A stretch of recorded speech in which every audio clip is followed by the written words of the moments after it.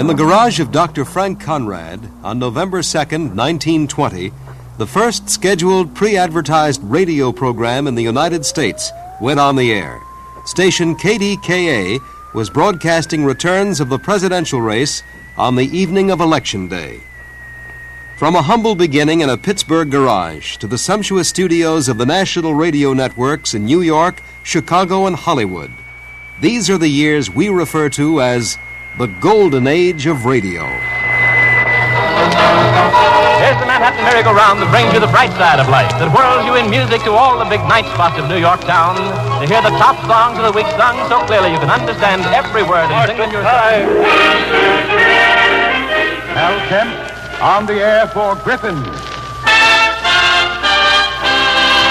It's time to shine. Shine your shoes anyway. Tony Home Permanent presents... This is Nora Drake. The Golden Age of Radio is brought to you by Burritt Mutual Savings Bank, serving Central Connecticut since 1889. And by Russo Chevrolet in Windsor Locks, where you'll find brand new Chevys at low Washington's birthday prices. We'll join host Dick Bertel in a moment. But first... Burritt Mutual Savings Bank asks you this question. Why should you save? Burritt Mutual Savings Bank will also try to answer. The reasons for savings are almost endless. 1, it can open the door to your new home. 2, it can give you the means to new furniture, a new car, a boat, a vacation. 3, it can help send your children to college. 4, it can give you that glorious feeling of independence and prosperity. Don't ever feel that you have to have large amounts to save. At Burritt, deposits as small as $1 are welcome. Really welcome. Start now and save for all these reasons and perhaps some of your own. If you can't save a lot, save a little. At Burritt Mutual Savings Bank, where deposits are safe and earn good dividends. Start your account tomorrow. Member FDIC. And now the host of the Golden Age of Radio, Dick Bertel. Good evening, and with me once again is the man who collects those wonderful old-time radio programs, Ed Corcoran. Ed, we're going to do something special tonight, aren't we? Yes, Dick, this is something I've wanted to do for some little time, and we finally had an opportunity to do it, and that's to take a particular year and try to highlight some of the programs that were popular at that time. And what's the year that you've chosen? Well, I thought we'd pick something that came out kind of round numbers, so we took 25 and we subtracted it from where we are today, and we got back to 1947, Dick. And we are going to hear some of the shows that were on the air in 1947 in just a moment. But, you know, I want to take this opportunity, Ed, to acknowledge some of our mail that we've been receiving on the program, and it's rather interesting to receive mail from... long distances, and in this case we're going to reach all the way out to Illinois, Westchester, Illinois. Don Koneman listens to our show out there. He doesn't listen to it directly, however. Evidently he gets his on tape. Yeah, delayed broadcast. And so he's able to hear us perhaps a week or a month later. But we do have a listener, for example, in North Syracuse, New York, Donald Richardson, who listens to our show. I received a card also this past week from a gentleman in Scranton, Pennsylvania, who tried desperately to hear our broadcast with Brett Morrison and was only able to get bits of it because of the interference. And he's hoping that he, too, will be able to hear a copy of it someday. But it's rather interesting to note that... people from all over are interested in the golden age of radio. Yes, it's a collector's item, Dick. In many of the catalogs which I receive listing these shows, Golden Age is right among them. And there are several other shows like it, but I think we have the best one because we've had the best variety of guests, I would say, over the last 2 years. Well, let's make sure that we maintain that record.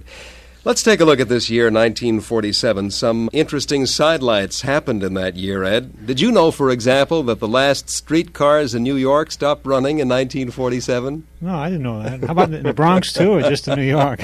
Just in Manhattan, as a matter of fact. Flying saucers were first talked about and read about in the newspapers in 1947. And to tie it all into radio, Margaret Truman made her radio debut with the Detroit Symphony Orchestra in 1947. I heard that show, as a matter of fact. Oh, is I that didn't right? want to hear any more of it after I heard that show, but it was interesting, You nevertheless. got a nasty letter if you keep saying things like that, Dick. Well, at any rate, there were some major news stories in 1947, as there are every year, and you have something unusual from your files, Ed. Yes, Dick, I was very fortunate. I found a recording which was done by the United Press, which is now UPI, of course, and they chose to dramatize the top 10 news stories of that year in 1947, and I do have the actual recording that was made for that show. Well, let's listen to it.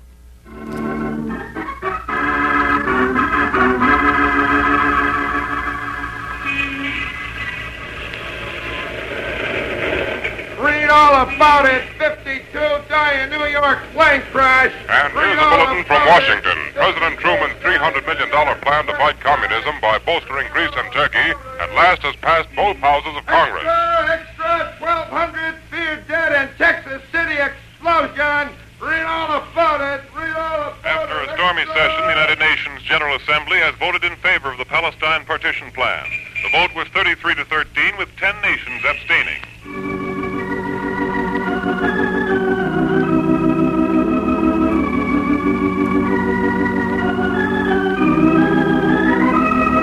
Cavalcade of 1947, presented by the United Press, the world's best coverage of the world's biggest news. The 10 biggest news stories of 1947, as selected by the editors of the United Press. Number 1, the high cost of living and the housing shortage. Number 2, the Cold War. Number 3, the Taft-Hartley labor law. Number 4, the Howard Hughes General Minute Myers war contracts investigation. Number 5, the Texas City explosion. Number 6, Princess Elizabeth's romance. Number 7, the partition of India. Number 8, the worst year in history for airplane disasters. Number 9, the World Series, New York versus Brooklyn. Number 10, the Palestine crisis. Those were the 10 top stories of the year 1947. And Ed, did you feel there was a parallel between the problems then and the problems today? Yeah, it seemed like we haven't really changed much in 25 years, have we, Dick? The India crisis, Palestine, and Howard Hughes, they're all in the news today, aren't they? As a matter of fact, the Howard Hughes story that was referred to in this dramatic episode of the year 1947 was the one in which he testified before a congressional committee, I believe. That's right, yes. And that was the tape, or they made a tape of this, of course, and that was used as a voice print identification during this latest go-round about identifying him on that phone conversation he had with the reporters. So it would seem, at first glance at any rate, that 25 years ago was a long span of time, and on closer examination, it really wasn't that long ago. All right, let's turn our radios on now to the year 1947, some of the big shows, and I think that the first one that we're going to hear was perhaps one of the funniest and one of the most delightful. It was certainly one of my favorites, Dick, and many viewers, or listeners, I should say, might remember it from television because it later appeared on television and it was a very big hit there as well. I'm referring, of course, to Our Miss Brooks. Well, of course, you said viewers for just a second, and this was a show that did make a very successful transition to television. Yes, and strangely enough, with the original cast, if you take some of the other shows like Gunsmoke and the like, they changed the cast around, but all of the performers on radio were the same ones that appeared on television, which was very unusual for that time to do that. And who are the performers on this show? Well, we have, of course, Eve Arden as Miss Brooks and Gail Gordon as the principal, Mr. Conklin. And after that, I don't know, Dick, I think Richard Crenner, that's right, he played the part of Walter. All right. Shall we turn on our radios now to the year 1947 and Our Miss Brooks?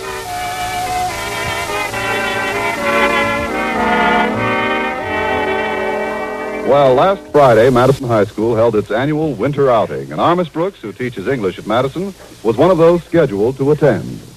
Yes, this local version of the Polar Bear Club is quite a tradition at school.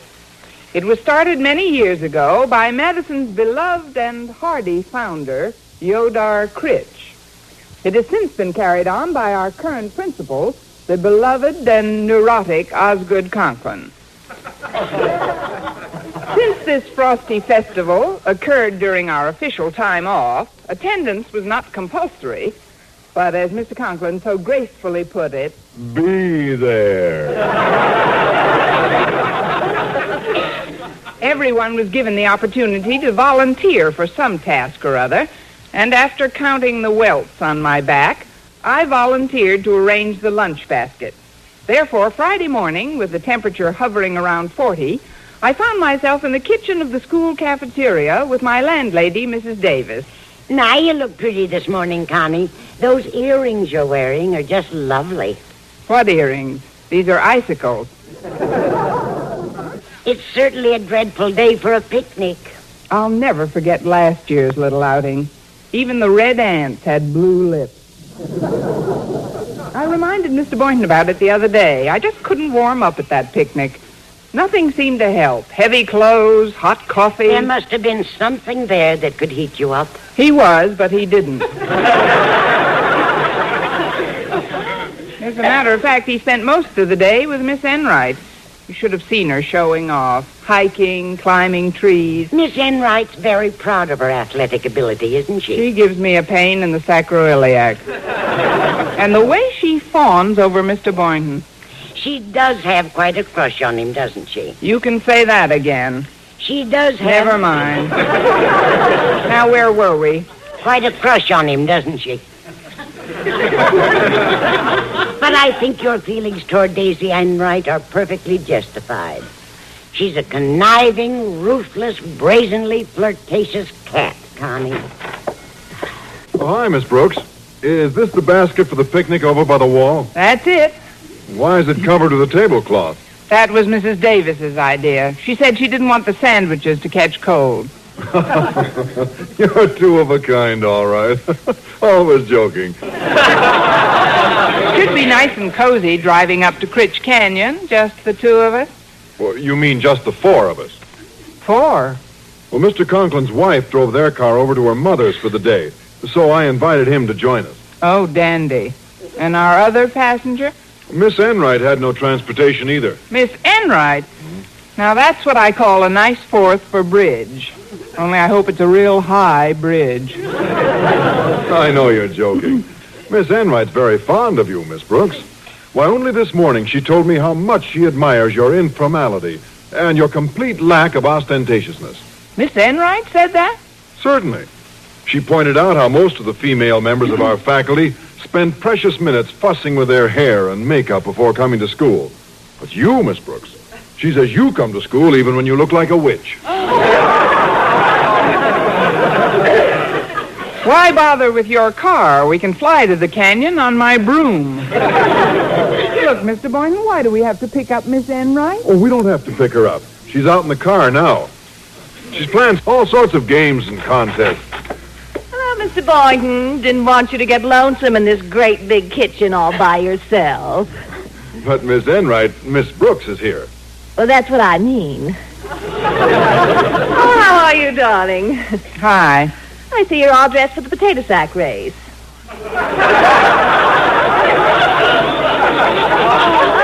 Oh, is that a skirt? This potato sack I'm wearing? Yes. It's a skirt.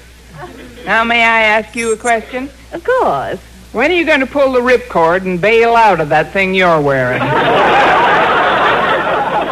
Oh, she's just a doll, Mr. Boynton. A great, big, cuddly rag doll. Oh, really, you're so amusing this morning, darling, aren't you? Playful as a kitten. Yes, Mother. It's a funny show. That's our Miss Brooks. We'll be back right after this message. Washington's birthday has come and gone, but the Washington's birthday sale at Russo Chevrolet in Windsor Locks is still in full swing.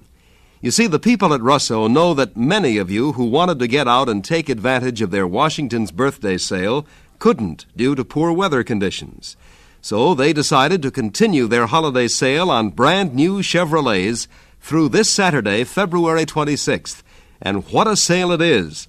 Russo Chevrolet has really slashed the prices on its complete line of beautiful 1972 Chevrolets.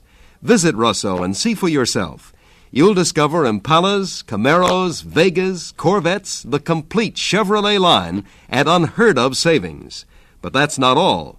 when you purchase any new or designated OK used car from Russo, you'll receive a Channel Master AM/FM radio and cassette player or an 8-track stereo tape player absolutely free. So, take advantage of the Washington's birthday sale at Russo Chevrolet in Windsor Locks, across from Bradley International. Well, now, Ed, we come to one of my very favorite shows from the 1940s, The Adventures of Sherlock Holmes. Were you a faithful listener? Oh, yes. In fact, that's one of the programs I've tried to collect more of than any other, because it's such a fascinating characterization of Sherlock Holmes, of course. The actors that our listeners remember, I'm sure, are Basil Rathbone and Nigel Bruce, and they portrayed the characters on the motion picture screen as well. That's correct. The original film they made was Hound of the Baskervilles, and it was set in the Victorian England. And then 2 or 3 pictures later, they brought it up to date, and they had him appearing in the wartime era without the handsome cabs and everything like that. So they took a lot of liberties with the characters in the filming. But in the radio version, all of the plays that were done of the original Conan Doyle works rather than makeshift things that they did in the cinema. In order to set the stage, they would have Nigel Bruce portraying Dr. Watson, recalling his adventures with Sherlock Holmes. And, of course, his amazing deductions come through very well in this excerpt that we're going to play tonight. The announcer is Harry Bartels. So, let's listen to The New Adventures of Sherlock Holmes. Petri Wine brings you Basil Rathbone and Nigel Bruce in The New Adventures of Sherlock Holmes.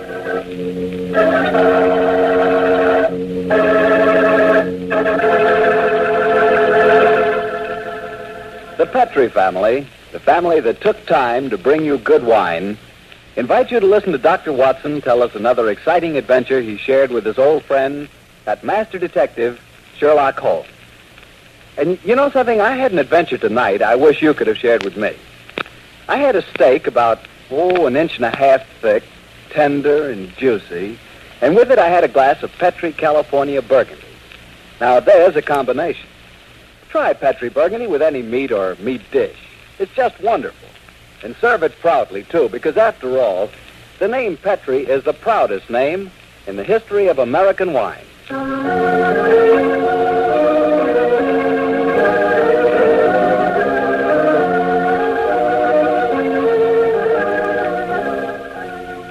And now I know Dr. Watson's waiting for us, so let's go in and join him. Come in.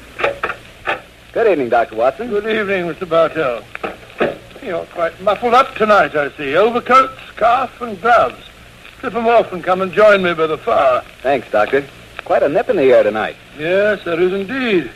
Well, Doctor, you told us last week that tonight's story centered around the activities of a brilliant and beautiful woman. Yes, my boy. Her name is Irene Adler, but I never knew Holmes to refer to her by any other name than the woman.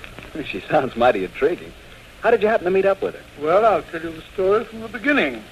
One night, it was on the 20th of March, 1888, to be exact, I was returning home from a visit to a patient when my steps led me through Baker Street. Since my marriage, I haven't seen much of Sherlock Holmes. And you couldn't resist stopping by 221B, I'm sure, Doctor. Of course I couldn't. As I stood outside the well-remembered door, I looked up at the lighted windows and saw the tall, spare figure of my old friend pass twice in dark silhouette against the blind. He was pacing the room swiftly, eagerly, with his head sunk on his chest and his hands clasped behind him. To me, who knew his every mood and habit, his attitude and manner told their own story. He was hot on the scent of some new problem. I rang the bell, and a few moments later, found myself standing before him. Married? You, Watson. You look in splendid shape. Yes, I'm feeling very well, eh? And in practice again, I see. You didn't tell me that you'd gone back into harness. Oh, how do you know? Elementary, my dear chap. If a gentleman walks into my rooms smelling of iodoform with a flat mark of nitrate of silver on his right forefinger and a bulge on the left side of his hat to show where he has secreted his stethoscope, I should be dull indeed if I didn't pronounce him to be an active member of the medical profession. Same as ever, Holmes. By the way, I'm not interrupting you, am I? Yes, you are, old fellow, but it's a most welcome interruption. You're working on a new case? It looks like it. This letter arrived by the last post today. It's undated and has neither signature nor address. Read it. Look. There will call upon you tonight at 7:45 a gentleman who desires to consult you upon a matter of the very deepest moment. Your recent services to one of the royal houses of Europe have shown that you are one who may safely be trusted. This account of you we have from all quarters received. Be in your chamber, then, at that hour, and do not take it amiss if your visitor wears a mask. Great Scott, it all sounds very mysterious. What do you imagine it means? Look carefully at the note, Watson. What do you deduce from it? Well, let's see. Well, the man who wrote it was presumably well-to-do. Such paper couldn't be bought for under half a crown a packet. And it's peculiarly strong and stiff. Peculiar. That's the very word. It's not an English paper at all. Hold it up to the light. You notice anything? Yes.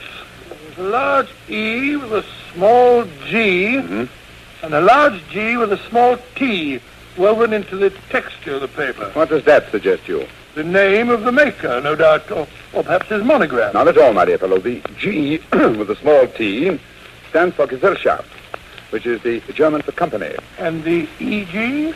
That stands for Igria. It's a German-speaking country in Bohemia, not far from Carlsbad. So the paper was made in Bohemia? Undoubtedly. The man who wrote the note is a German. How do you know that? Observe the curious construction of the sentence. This account of you we have from all quarters received. A Frenchman or a Russian could not have written that. It's the German who is so discourteous to his birds. Oh, there's your current now. I'd better go home. No, unless you have to. Well, I could stay. I thought perhaps... Oh, then, my dear chap, stay by all means. I'm lost without my Boswell, and this promises to be interesting. I told Mrs. Hudson to let the masked visitor come upstairs unannounced. Come in. You mean that's where you're going to leave us? Tune in next week. What was the name of this show? That was A Scandal in Bohemia, Dick, which is one of the better ones that was written, of course. We'll continue with our show, saluting the year 1947 on radio, right after this. You're listening to the Golden Age of Radio on Radio 1080 WTIC in Hartford. Brought to you by Russo Chevrolet in Windsor Locks, where you'll find brand new Chevys at low Washington's birthday prices. And by Burritt Mutual Savings Bank, serving Central Connecticut since 1889. Buying a new car in 1972? If so, bank credit may cost you less. At Burritt Mutual Savings Bank, we offer low-cost, convenient auto loans. But we can do more than just put you on the road. We help you establish credit with a bank. We give you cash buyer leverage, and above all, you either start or continue a relationship with a large and progressive mutual savings bank. Once your credit is established, you may want to purchase a new home, improve your existing home, or take a personal loan to finance your trip across the country. Whatever your borrowing needs, it will pay you to start doing business with the Big B, Burritt Mutual Savings Bank. Once an established Burritt customer with good credit, you become a preferred Burritt borrower. So don't wait. Come into any office of the Big B, Burritt Mutual Savings Bank. And now your host, Dick Bertel. We're recalling the year 1947 on radio, and Ed, so far we've been playing the top shows of the evening hours. But of course, daytime had its own list of top shows, didn't it? It certainly did, Dick. It certainly was at its peak at that time. All of the daytime soap operas, as they were called, including such shows as Mary Noble, Backstage Wife, Just Plain Bill, Ethel and Albert, Road of Life, The Right to Happiness, Lorenzo Jones, Stella Dallas. You can really go on with a very long list of the shows that were on during that time, Dick. Well, which one comes to mind as being uppermost, let's say? Well, being somewhat of a gourmet myself, I think it would have to be Aunt Jenny because, with chicken fat, she was able to work wonders with these recipes. I think you've got Aunt Jenny and Bob and Ray confused there. But that's true. Aunt Jenny would offer recipes and a story, all for the price of one. Yes, and she had as her announcer Dan Seymour, who is now at an advertising agency in New York, one of the largest, I believe. So it just shows radio was the land of opportunity in those days. Ed, in addition to Dan Seymour, the announcer on the program, there were some other people who participated, and the one I'm thinking of is the fellow who portrayed Aunt Jenny's whistling canary. Yes, apparently they couldn't depend on the bird to follow cues correctly, so they brought in an imitator by the name of Henry Boyd, who apparently fooled a lot of people because no one ever suspected that it wasn't for real. All right, here we go. Back to the year 1947 for Aunt Jenny. Time now for Spry's double feature treat of the day. Aunt Jenny's thrilling real-life story with Lanny Ross. And fish fillets broiled to appetizing perfection with Spry.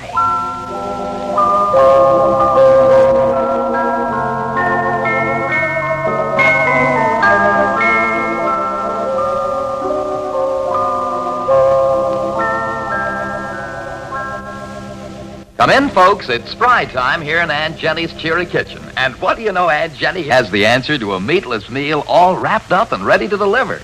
And you know, ladies, that even with controls lifted on meat, it's still scarce in most places and prices will be high for some time. So fish is still a mighty welcome food. And dearie me, Spry is scarce too, so we have to be careful with it. But of course, it takes less Spry to broil than to fry. And say, fish broiled the Spry way is something for the book. It's appetizingly brown and crispy outside and inside moist, tender, and full of flavors. Ladies, we can't stress flavor too much. Because no matter how nourishing a meal may be, it isn't appetizing unless each food flavor comes through in its full, fresh goodness.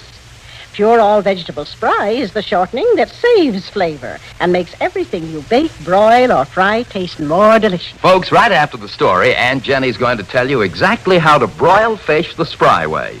Meanwhile, remember, Spry is the pure all-vegetable shortening that puts into your meals. For all you bake and fry, rely on Spry.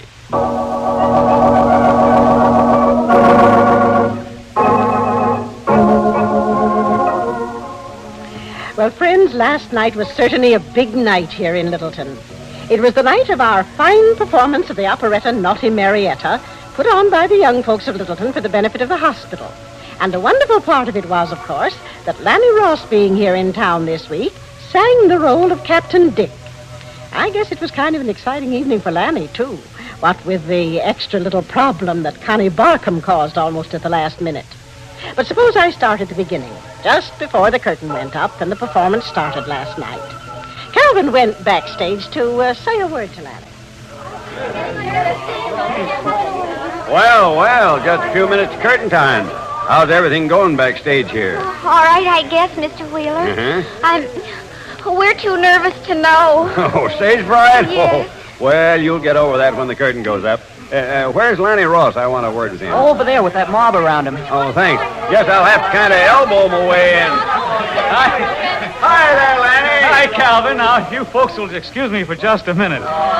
Please, Calvin, is there a good house out front? I never knew you could pack so many people into this old auditorium, Lanny. Every seat and all the standing room sold. Good. It's a mighty fine thing you're doing for Littleton, Lanny. It was your name that drew this kind of a crowd, you know. Glad to do it. Now, let's hope there'll be a great big check for the Littleton Hospital out of this night's work. 5 minutes till the overture starts, everybody. 5 minutes. Oh, dear. Well, I better get back to my seat. Yes. I don't want to miss any of this show, Lanny. Yes. I wonder... were you looking for somebody? Connie Barkham. Funny thing, I haven't seen her. Well, I'll be around after the show. Yes. See you later. Connie Barkham. Has anybody seen Connie Barkham? Somebody saw her sitting on the fire escape a minute ago, Mr. Ross. Which fire escape? That way, Mr. Ross. Thank you very much.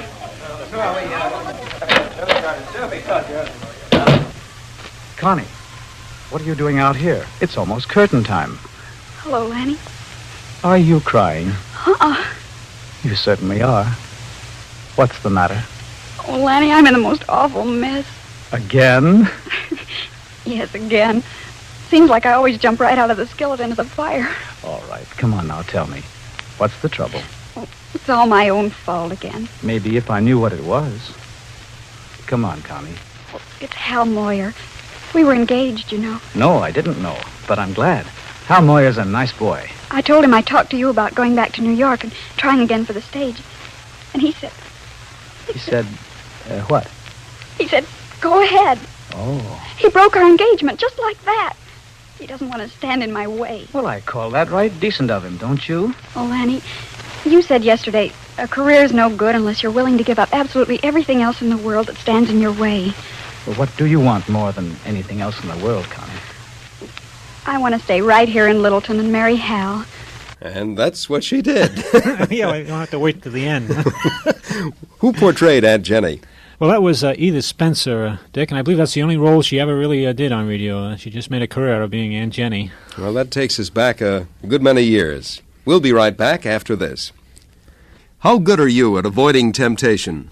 Well, the folks at Russo Chevrolet hope you give in to at least one temptation easily, the urge to buy a new car. Russo knows that you're probably considering a new car, right? And you've probably been looking over the 1972 Chevrolets and finding them very attractive. Well, now's the ideal time to give in to that new car temptation during the Washington's birthday sale at Russo Chevrolet in Windsor Locks. You see, now through Saturday, you can really save on the brand new Chevy of your choice. Maybe you'd like a luxurious Impala, or a sporty Camaro, or maybe a versatile Vega. Whatever your choice, Russo is sure to have it at a low holiday price.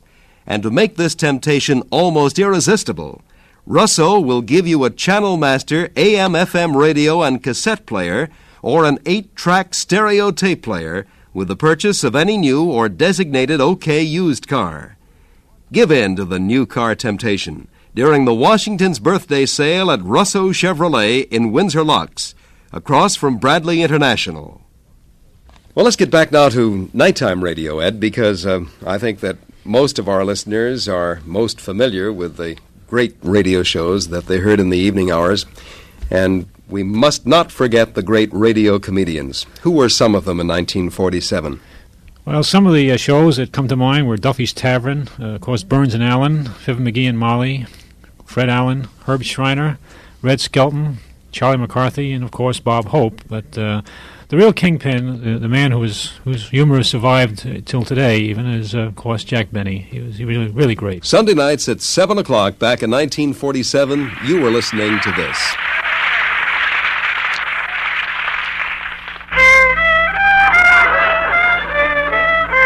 Now, Mr. Benny,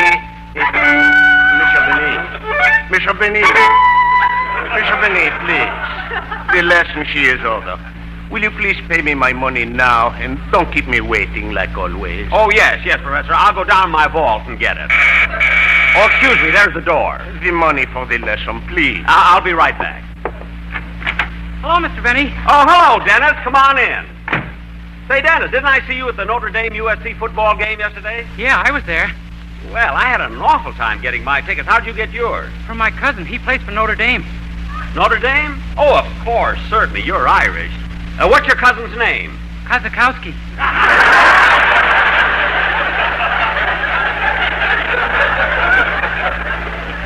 Kozakowski? His real name is McNulty. What? He changed it to get on the team. Oh. Well, anyway, there was a lot of excitement, and I thought Notre Dame played great. So did UCLA. Dennis, UCLA didn't play yesterday. USC sent for them in the third quarter. Well, I gotta run along. Goodbye, Mr. Benny. So long, Dennis. Oh, by the way, kid, is your mother going to have a Christmas tree? Yeah, but this year she's gonna buy it from somebody else.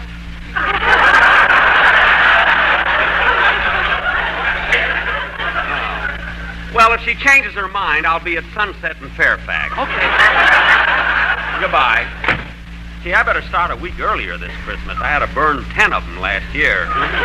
Mr. Benny, you haven't paid me for your lesson. Oh, yes, Professor. How thoughtless of me. I'll go into my vault and get your money.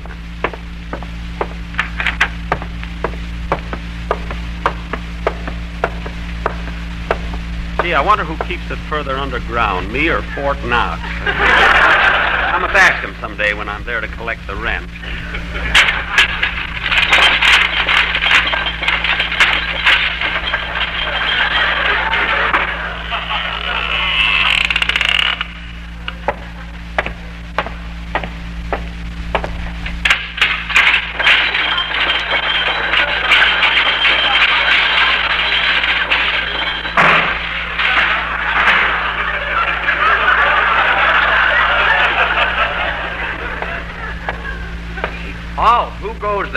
Friend or foe?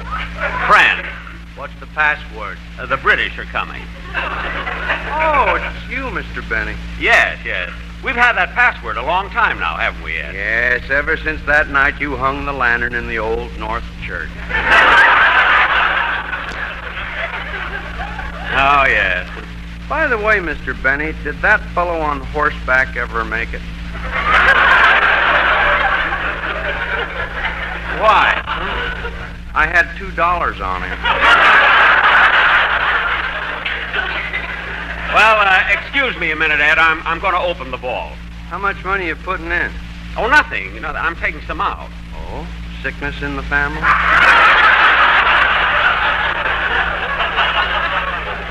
No, everything's all right. Well, I'm going to open the vault now. Shall I take a sleeping pill? No, Ed, you can watch. It's all right. See, the combination is right to 45, left to 60, back to 15, and left to 110. There.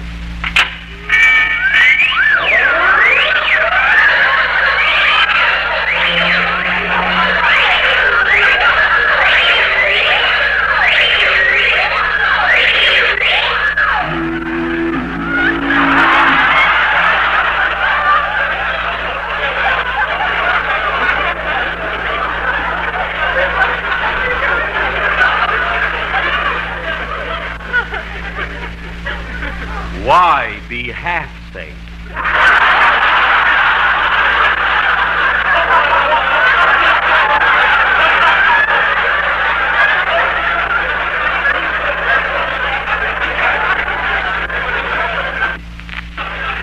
Now, let's see.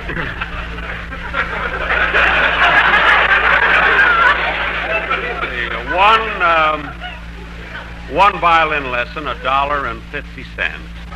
There it is. Well, see you later, Ed. All right. Oh, by the way, Mr. Benny, I meant to ask you, how are things on the outside? Oh, it's December. Winter is nearly here. And the leaves are falling. Hey, that must be exciting. No, Ed. People are wearing clothes now.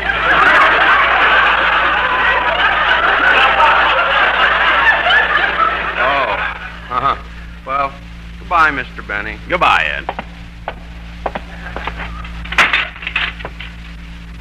Well, here you are, Professor, $1.50. Here's your $1, and here's a... Oh, darn it, it was so dark down there, I got the wrong coin. Professor, have you got change for a Spanish doubloon?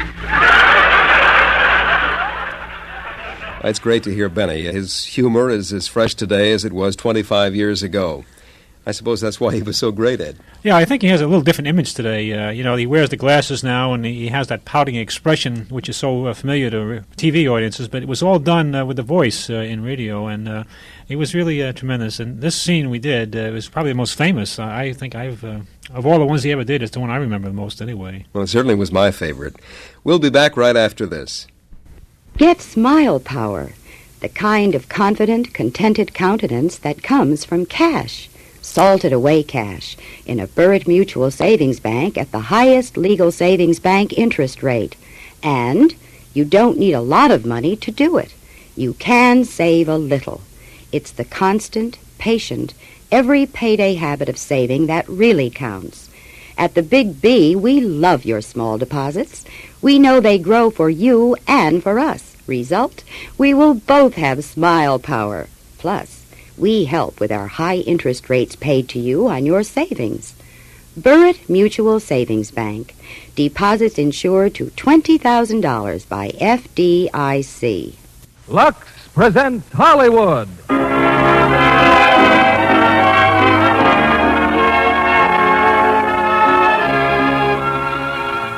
Lever Brothers Company, the makers of Lux Toilet Soap, bring you the Lux Radio Theater, starring Victor Mature, Colleen Gray, and Richard Widmark in Kiss of Death. Ladies and gentlemen, your producer, Mr. William Keighley. That was easily the biggest show on radio in 1947, the Lux Radio Theater. It was radio's version of Monday Night at the Movies. That's right, Dick. That was their practice, was to take current films and to dramatize them in an hour-long format, usually with the same cast that were in the movies themselves. Some great movies were made in 1947, Ed. Pictures like Boomerang, which was filmed right here in Stamford, Connecticut, Crossfire, Great Expectations, Life with Father, starring William Powell and Irene Dunn, Miracle on 34th Street, which is still shown on television every Christmas, Odd Man Out. What other films were made during 1947? Well, I recall Gentleman's Agreement, which was kind of an epic film, and Mother Wore Tights, Dan Daly. But a film we're going to hear the radio version of was exceptionally good. That was Kiss of Death. Do you recall that? Did you remember seeing it when it came out, Dick? I certainly do recall that film, and I recall Richard Widmark with that sinister laugh of his. Do you remember it? Yes, one might have felt he'd be typecast because, he started out with such an unusual voice, or unusual characterization at least, but he never did that role again. Well, in many cases, the motion picture actor was, in a sense, out of his element when he stepped before the radio microphone to do the film version on the Lux Radio Theater, but not the case with Richard Widmark. No, he served a long apprenticeship in radio. In fact, he was the original Albert and Ethelyn Albert. He did many, many dramatic shows long before he ever went to Hollywood, so that and coming back to do the looks was like homecoming for him because he had done it all before many times. Well, of course, this was an hour-long radio dramatization. We can't present it all, but we can present an excerpt from the Lux Radio Theater production of Kiss of Death, starring Victor Mature, Colleen Gray, and a new actor, Richard Widmark.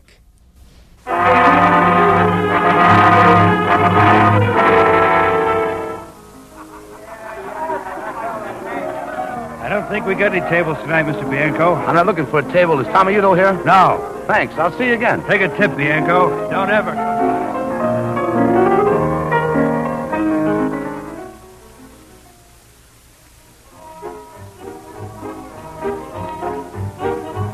What do you want? Come on, step aside. I got a date here with Tommy Udo. Udo ain't here. Okay, I'll wait for him. Udo ain't here. Now go.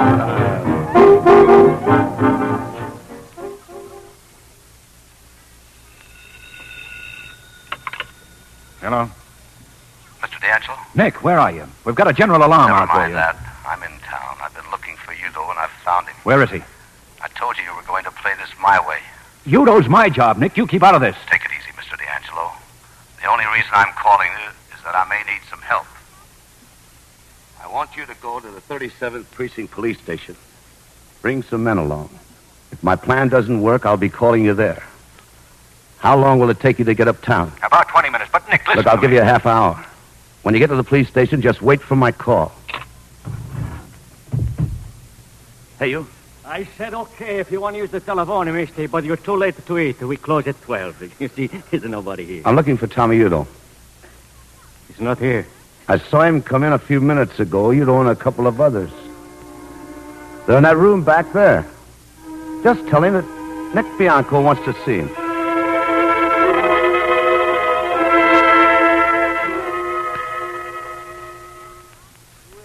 Big man.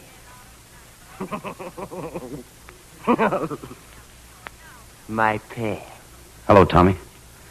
Tommy, I got to talk to you. Go ahead, talk. I'm listening. I'd like to talk to you, not these characters. Are you crummy? Who asked you anything? My pal wants to talk to me.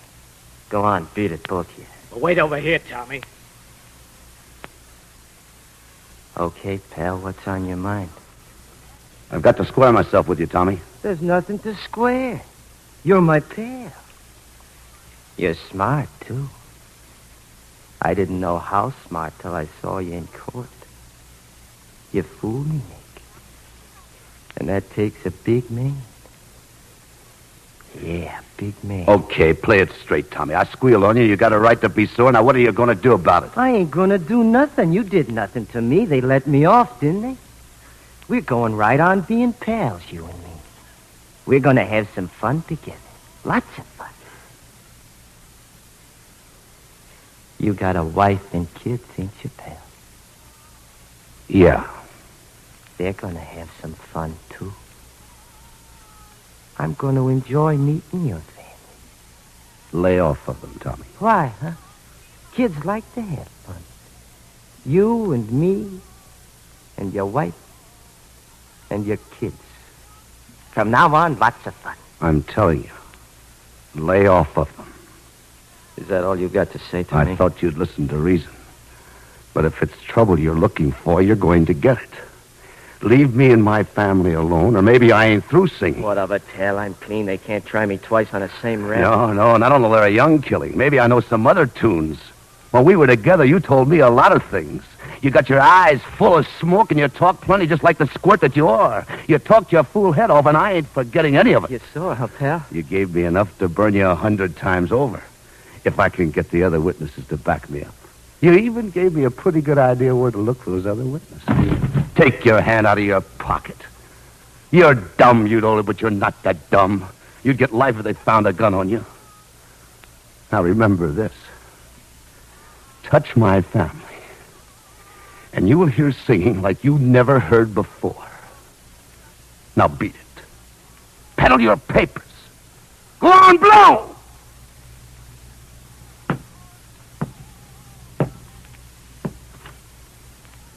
Luigi. Yes, Mr. Yodo. This is my pal, Mr. Bianco. He's a big man, biggest man in town. I want to show him what I think of him. I want you to give him your deluxe short dinner. Oh, but, Mr. Yodo, the kitchen is closed. Then open it, you squint!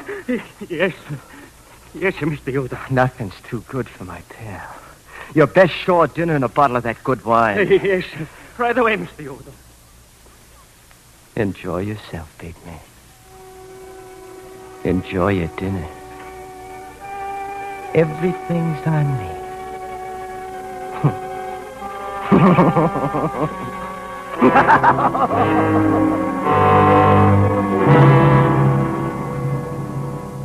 Yes, Nick, this is D'Angelo. I just talked to Tommy Udo. I tried to scare him off, but it didn't work. There's only one thing for me to do now. I'm going to give him to you just the way you want him, with a gun in his hand. Nick, for the love of heaven, where are you? We'll come and get you. I'm setting him up for you, Mr. D'Angelo. He's waiting for me outside this place in a black sedan. I've needled him to the point where he's got to get me. It'll take you 2 minutes to get here. In exactly 2 minutes, I'm walking out to that black sedan. I'm having this call traced, Nick. You might as well tell me where you are. I'll tell you. Udo will shoot to kill. Maybe he does, maybe he doesn't. Come in from both ends of the street. Forget the sirens or he'll throw his gun away. Now get it. The name of the place is Luigi's. It's on 125th Street, just around the corner from where you are. Luigi's. Okay, Nick. Then come on. You've got exactly 2 minutes. Don't miss. Luigi. Yes, your dinner with Ferguson now. Eat it yourself. Something wrong, mister. Here. Gun? No. Why you give me a gun? Take it. I won't need a gun anymore. Keep it as a souvenir. And in case anybody asks you, remember I gave it to you.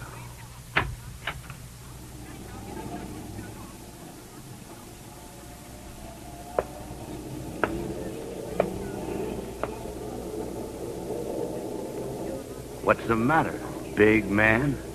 You turned yellow? You used to do your own shooting. Just say the word. Start the car. Give me that gun. All right, pal. Start running. Why? Why, he said. Why, he said. Just twice.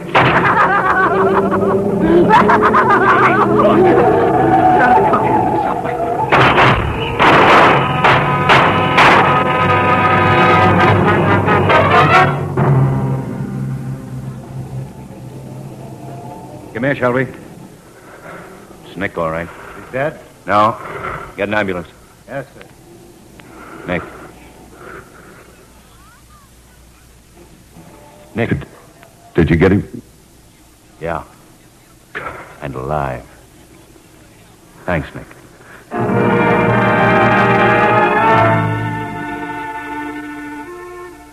I'm glad you got here, Miss Bianco. I came as quickly as I could. Nick, where is he? In the operating room. Is He may die. I don't know. The doctor, well, they say he has a 50-50 chance. Nick would settle for that? Yes, I think he would.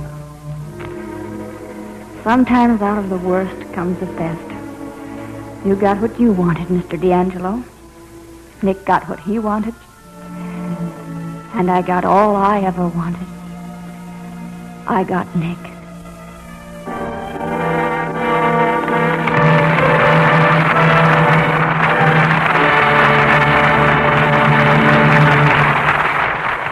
Ed, you know, that's a frightening story. As little as we happen to hear of it tonight, it's just as frightening on radio as it was on the motion picture screen. Yes, Dick, and I think it comes over very well because of Richard Widmark playing the role on radio, because I think anyone else doing it, it would lose some of the impact that it had on the screen. And he certainly had the experience in radio, didn't he? Yes, you could really tell he knew his way around on these scripts, no question. We'll be back in just a moment. Washington's birthday has come and gone, but the Washington's birthday sale at Russo Chevrolet in Windsor Locks is still in full swing. You see, the people at Russo know that many of you who wanted to get out and take advantage of their Washington's birthday sale couldn't due to poor weather conditions. So they've decided to continue their holiday sale on brand new Chevrolets through this Saturday, February 26th. And what a sale this is. Russo Chevrolet has really slashed the prices on its complete line of beautiful 1972 Chevrolets. Visit Russo and see for yourself. You'll discover Impalas, Camaros, Vegas, Corvettes, the complete Chevrolet line at unheard-of savings. But that's not all. When you purchase any new or designated OK used car from Russo, you'll receive a Channel Master AM/FM radio and cassette player or an 8-track stereo tape player absolutely free. So take advantage of the Washington's birthday sale at Russo Chevrolet in Windsor Locks, across from Bradley International. Well, Ed, we've saluted the year 1947 tonight, and I'd like to do this again sometime. Single out a particular year, maybe a decade, let's say the 30s or even the 20s sometime, if we can go back that far, to show our listeners what radio was like in the very early days. I do want to remind our listeners that we'll be back again in March, Wednesday night, March 22nd. You might want to write that down. Wednesday night, March 22nd at 9:05, when next we present the Golden Age of Radio. Until then, this is Dick Bertel. This is Ed Corcoran. Good night. The Golden Age of Radio has been brought to you by Burritt Mutual Savings Bank, serving Central Connecticut since 1889.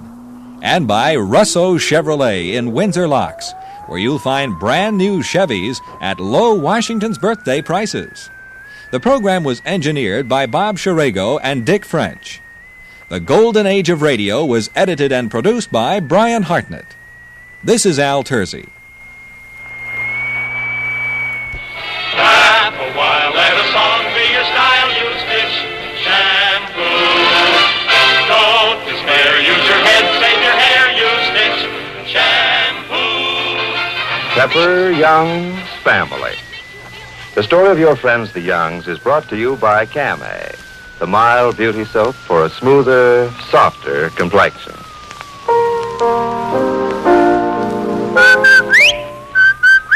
Rinse so white and rinse so bright.